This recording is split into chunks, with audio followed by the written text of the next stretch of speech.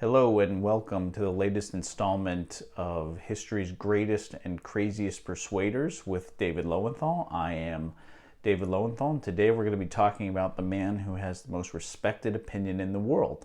Now, and it's not going to be who you think it is or whoever you're thinking. I guarantee it's not that person.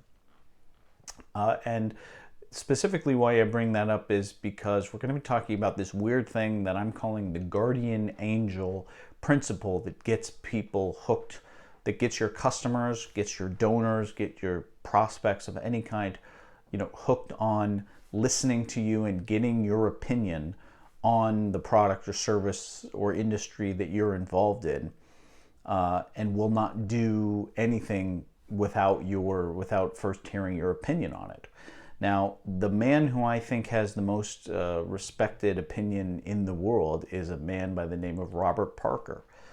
Robert M. Parker Jr., I think is his full name. And if that name will ring familiar if you are at all interested in the wine world and drinking wine or collecting wine or whatever. He is the publisher of the Wine Advocate review magazine, all things wine, and he is probably the most respected wine person in the world.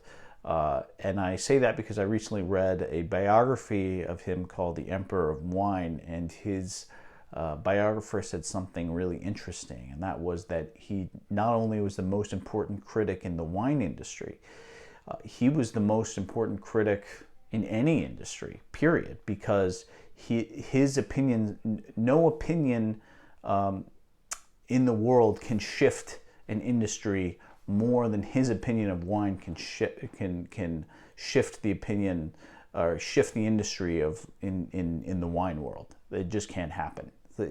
And whole vintners, across the world have changed their crops, have re-engineered and rejiggered their crops to meet his specific tastes, so they can get a high score, because a high score from this guy is basically worth its weight in gold.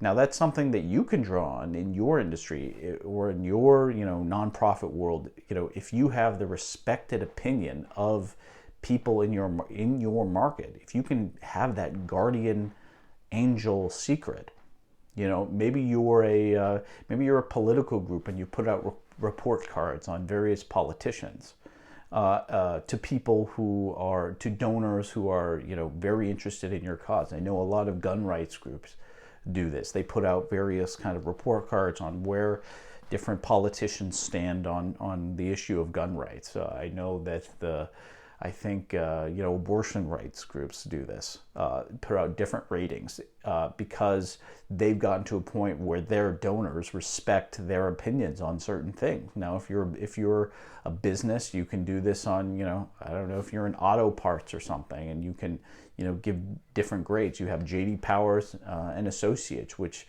is probably the most respected opinion on cars.